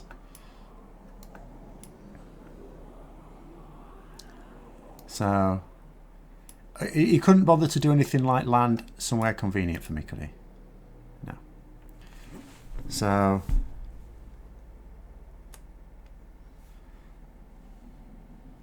but again, a lot of the mechanics that they put in to make life difficult for melee DPS is because ultimately you can put it down to not wanting ranged DPS to stack. Because if you let ranged DPS stack, you're giving the healers too easy a time.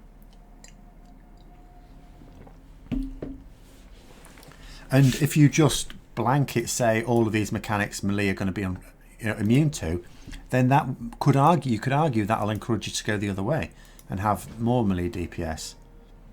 which I'm not going to say I'd be disapproving of, because if you think about it, of your 12 classes, 6 of them have to be melee DPS. Have to be.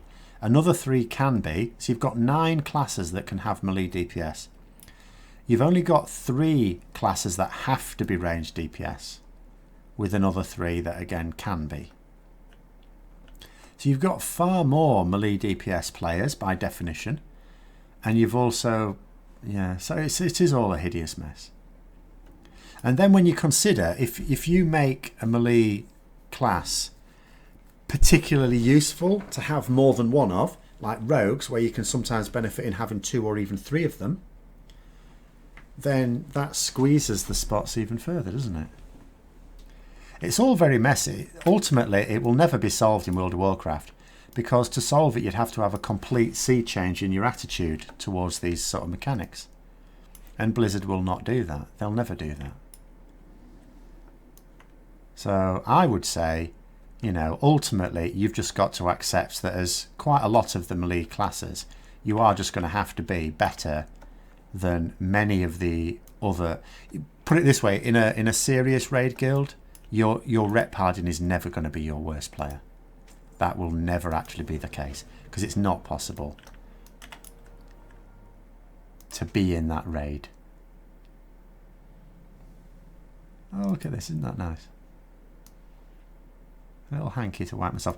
Now, I have just noticed I've been putting on quite a bit of kit. I'm starting to look like clown vomit again.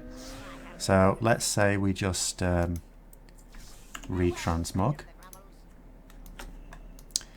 What covenant would I like to choose based on the aesthetic for my Paladin? Do you know, I haven't really thought about that yet, I have to say. Maybe I'll have a little think about that, and then next Sunday I'll be able to answer it. Because I haven't, as I say, I've been trying to steer a little bit clear of Shadowlands stuff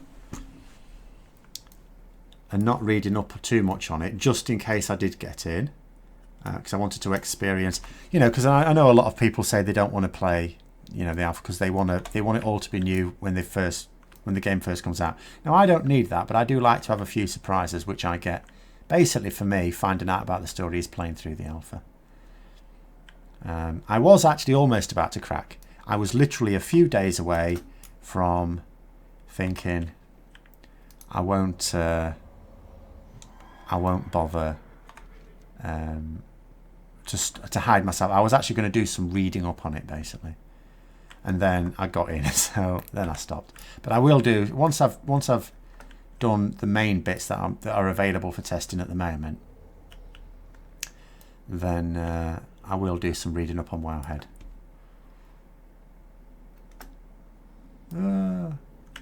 Perfect timing. You always wanted more of a darker Paladin. These covenants might give you that. Yes. I mean. In Bastion, for example, Uther is there, and he's one of the dark, angel-y type things. I do need to do some reading up just to make sense of some of the quests I'm doing, because you're missing out. Obviously, it's not all there, so you're missing out a certain amount.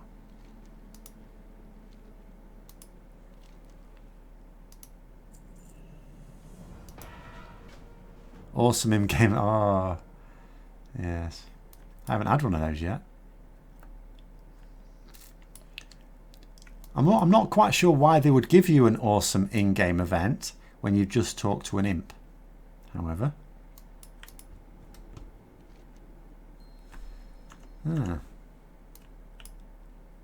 Right, okay.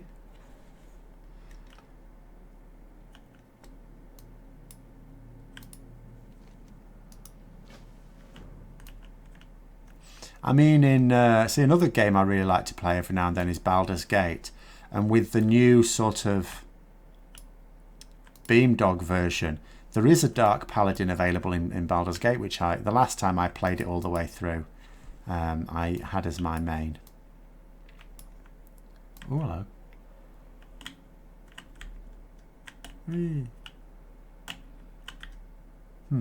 Okay. At least I'm not falling through it. I mean, I will say this. They've brought out the alpha when it's in a bit more finished state. There are obviously quests not working and stuff like that. But I haven't fallen through the world yet. I came close one time, I have to say. But I haven't yet fallen through the world. Right, let's have a look. Yeah,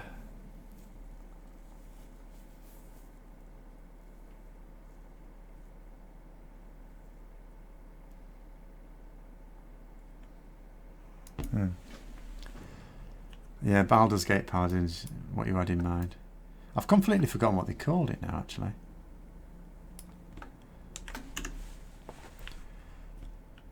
But basically, when I took it through, I had 3 paladins in my party. I had this guy and two more normal paladins. It was awesome. But I shouldn't really do it again, because you miss out on other things then.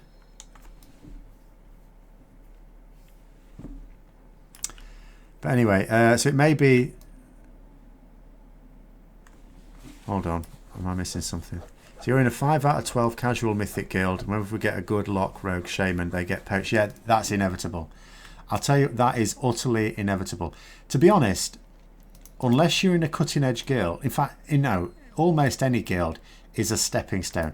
You're always going to have a situation where someone joins your guild and you are a step up for them, you know, but they'll learn their trade and then they'll move on to a better guild. Now that will happen anywhere, with the possible exception of limit and method, but even then you never know. But that will happen pretty much anywhere. But the further down you are, the more likely it's going to happen. And if you're not in a cutting edge guild, it's very, very likely to happen. Because if you're in a cutting edge guild, you are insulated a little bit, because you know, if you're in a cutting edge guild, the player that joins that guild knows you're going to be getting cutting edge, so they're unlikely to leave in the middle of a raid tier. Because apart from anything else, the higher up you go, it also doesn't look good if you're a bit of a guild hopper. You're expected to do your apprenticeship, so to speak. But for classes like Rogue and God, dear me, classes like Rogue and Warlocks, and sometimes a couple of others depending on the tier, you are, if you're in a guild that's not cutting edge, you are, every time you get them, you are very likely to lose them. It is a fact of life. And it is really awful when it happens mid-tier, because every time you lose a really important member of the raid, it slows you down. Right, what's this like? Okay.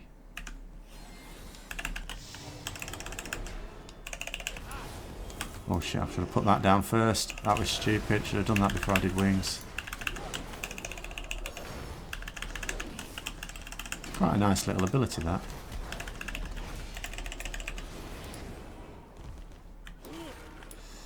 Right, that's that done.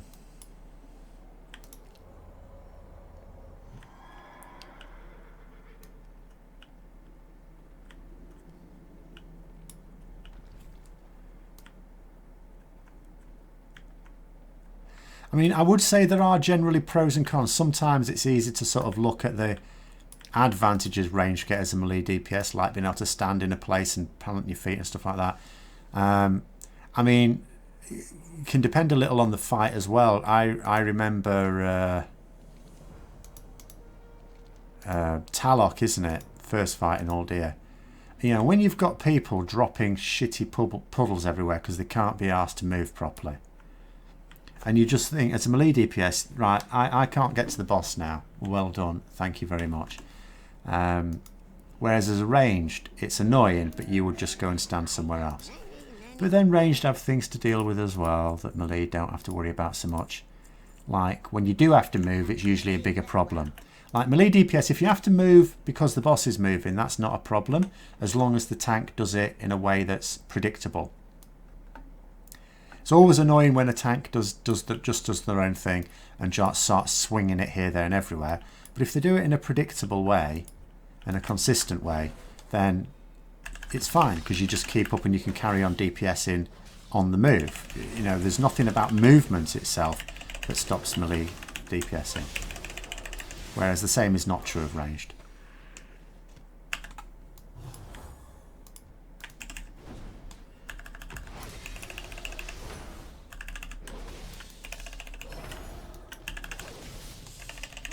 also just in terms of fun, I mean, although if Paladin did have access to a ranged class, I would absolutely learn it and play it on fights where melee DPS were just a burden.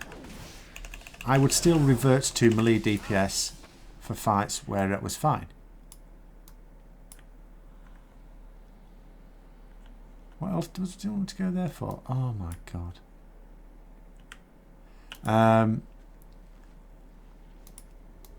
But that being said, if I was still in my raiding days and I wasn't that attached to a particular class, if I was sort of okay playing whatever as a main, I would have mained a ranged DPS. I wouldn't have even mained a rogue. I would have mained like a warlock or something.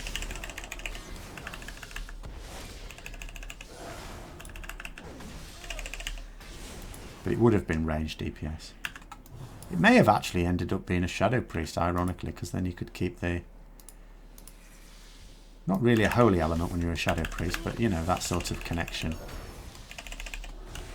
I think probably warlock, if I didn't care about classes from an aesthetic or lore point of view.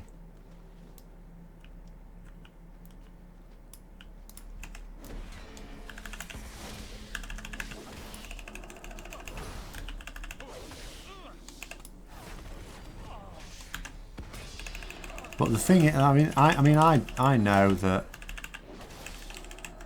if I had a change to something else when I was raiding, or at the start of an expansion or something, I would have got bored. I would have been one of those people who would have just tried to change main every... I mean, I wouldn't have done because it takes the piss. But I wouldn't have enjoyed playing it for even a whole expansion. Because the only class I do enjoy is Paladin. For that length of time. You know, like I have a hunter, I like playing hunter now and then, but then I get bored of the hunter and then want to play the warrior or the death knight or the rogue. Not so much the warlock, priest or... where am I going to go for that? It says underneath. Oh. No. What the hell? Okay, that's weird. It must be another... Oh, no. Oops.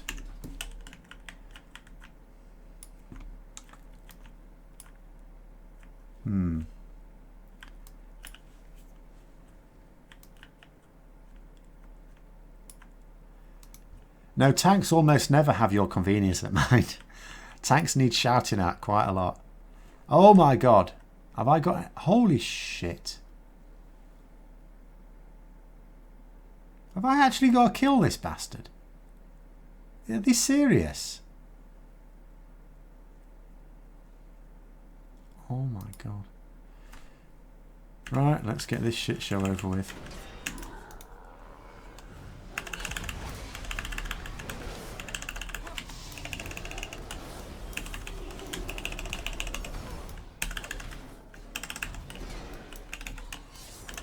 Oh, he's going down fairly quickly at any rate. Alright, fine. This is weird. He's got way more health than that bloody bear that mugged me repeatedly. What's going on here? Oh, no, no, no, no. That went badly very quickly, didn't it? Never mind. Done. Done, done, done. And it's done that thing again. I am going to have to, seriously, I might even have to consider another program for streaming, because if I can't find out what the problem is here, this is ridiculous.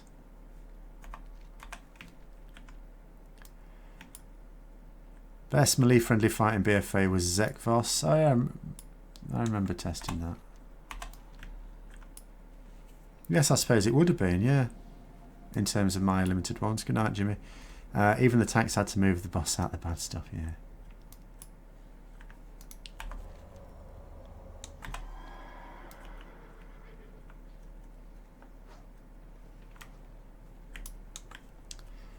Right, I'll be just about done anyway. I'm just going to turn these ones in, then I'm going to Hearthstone somewhere and call that a day.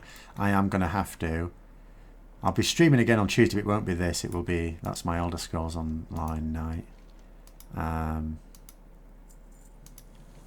am going to have to put in some investigations.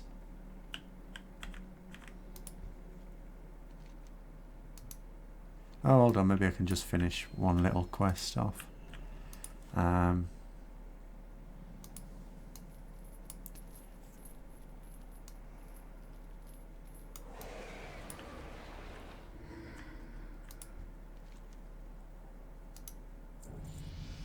Oh, got a level at last. That gives me my new Hammer of Wrath, rank 2.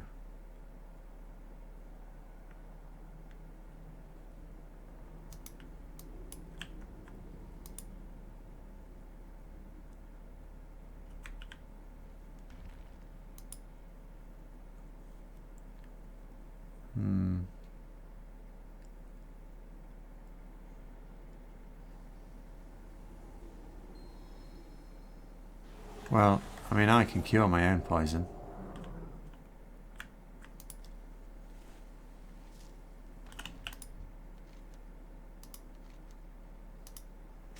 Oh, I'll get a new hat. So I get an impression that melee-friendly encounters are boring encounters. Not always, but they can be, if we're going to be honest. They can be. But an example of a melee-friendly fight, well, it wasn't particularly melee-unfriendly,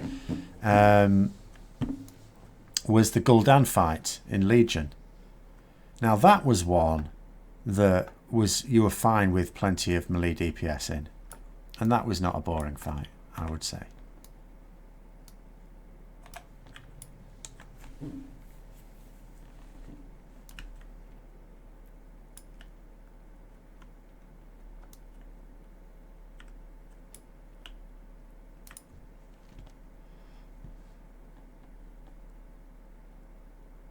What's this? Right, anyway, let's put the hat on. I got some gold from that. Transmog the hell out of it. Was there anything else I got, by the way? Yes, got some gloves before. A staff? I don't want a bloody staff, I want a sword. Oh, two-handed mace. Oh, I'll have to do, won't it? Again, BOEs that are better. Right, anyway, transmog it, and then we'll have to call it a day. Does anyone else find it frustrating as melee DPS? You're in the middle of doing a rotation, the boss gets moved for no reason. Yeah, if a tank, if a tank moves something for no reason, that is annoying. That's what I mean about tanks need to be consistent and predictable, and to communicate. If a tank just randomly moves something, unless it's a super emergency situation, in which case they haven't got time to alert you, but that should be extremely rare. But yes, you need tanks to be a little bit considerate, because it makes a complete arse out of everything, particularly for Ret Paladins, because the rotation is fairly rapid. Every second. Like a rogue, for example, when you have to move to switch targets, for example, you can burn all your energy in combat, and you can move, and then your energy is building up as you move along. That doesn't necessarily happen. I'm just going to leave this here, in fact. But yeah, I'm going to call that for today. I'm going to try and fix this so that the screen doesn't keep going, because that was just excessive. It seemed to happen every few minutes. I don't know what's going on with it now. But thanks for coming on anyway. I will hopefully be able to update with a couple of other videos in the week at some point. But yeah, Tuesday will be ESO night. But have a good evening all, and until next time, I'll see you later.